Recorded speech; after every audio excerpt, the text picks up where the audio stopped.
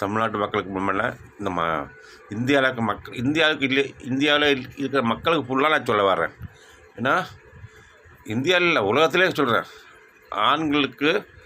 ஆண்களை வந்து ஒரு பொம்பளை வந்து விவாகரத்து பண்ணுறேன்னு சொன்னாக்கா அதுக்கு அவருக்கு வெள்ளத்தோல் இருக்குது. அவர் 4 பேர் பார்க்க மாட்டாங்களா?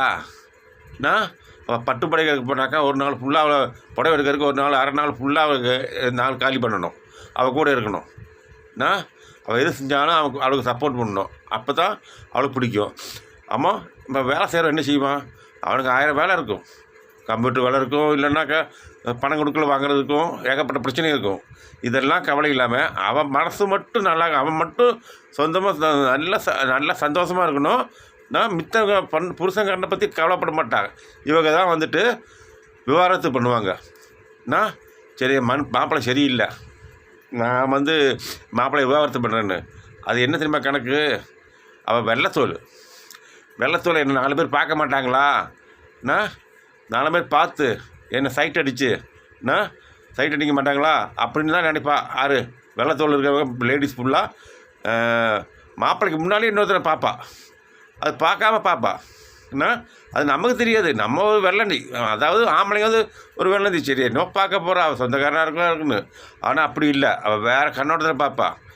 இவங்க தான் வந்து விவாகரத்து பண்ணுவாங்க. அது தோல் வெள்ளையாக்குனால. அதனால் இது வந்துட்டு தப்பு. ஆனால் கருப்பார வேணால் கட்டிக்கலாம். ஆனால் கருப்பார வேணாக்கா நம்மளை மட்டும்தான் புருஷன் பார்ப்பான். வேறு யாரும் பார்க்க மாட்டாங்கங்கனால கருப்பாக இருக்காங்கல்ல அவங்கள வந்து கட்டிக்கிட்டு சந்தோஷமாக இருக்கலாம். ஆனால் வெள்ளத்தோலை வந்து கட்டிட்டு வேஸ்ட்டு. ஏன்னா விவாகரத்து பண்ண தான் பார்ப்பா. விவாகரத்து பண்ணி இன்னொருத்தங்கிட்ட போவா, அவனுக்கு விவாகரத்து இன்னொருத்து போவா. அவளுக்கு வந்துட்டு என்ன தெரியுமா, அவள் சுகம் தான் அவளுக்கு முக்கியம். விவாகரத்து பண்ணவங்களுக்கெல்லாம் அவங்க சுகம் முக்கியம், அவங்களோட வாழ்க்கை பற்றி இல்லை. ஆனால் அவங்க ஜீவனாம்சம் கொடுத்தாருங்க, அவள் ஜீவனை எடுத்துடணும்.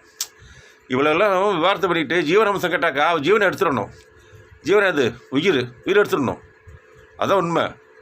இதை விட்டுவிட்டு சும்மா கற்றுட்டு அவள் இஷ்டத்துக்கு நம்ம பண்ண செட் ஆகாது. ஆம்பளையில் இப்போ சொம்ப பயலானாக்க இல்லைக்காக்க. ஏன்னா ஆம்பளைங்களுக்கு அவங்க அப்பா இருக்குது, அவங்க அம்மா இருக்குது, அவங்கள பார்க்கணும். இல்லை கேட்குறேன். இது வந்து பொம்பளை உள்ள வந்துட்டாக்கா உடனே அவங்க அப்பா அம்மாலாம் விட்டுடணுமோ? இல்லை கேட்க. இது அநியாயமாக இல்லை? உடனே அப்பா அம்மாட்ட நீ எப்படி பேசுகிற, எனக்கு புரியுற, எங்கள் அப்பா வீட்டுக்கு போகிறேன்னா போயிட்டு போகிறா. ஏன்னா இப்போ மாப்பிள்ளைக்கார வச்சுருவா, இதான் அட்ஜஸ்ட் பண்ணுறேன், நான் அப்பா அம்மாவை அட்ஜஸ்ட் பண்ணுறேன், கொண்டு போய் அங்கே முதுகத்தில் சேர்த்துருவோம், நம்ம சந்தோஷமாக இருப்போம் அப்படிங்கிற பொட்ட பையன்.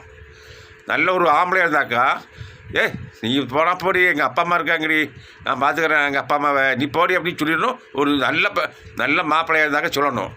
விவாகரத்து கேட்டாக்கா அதை போயிட்டு வாங்கிட்டு போயிட்டே இரு. ஆனால் அவளுக்கு ஜீவனாம்சம் கொடுத்துடாத.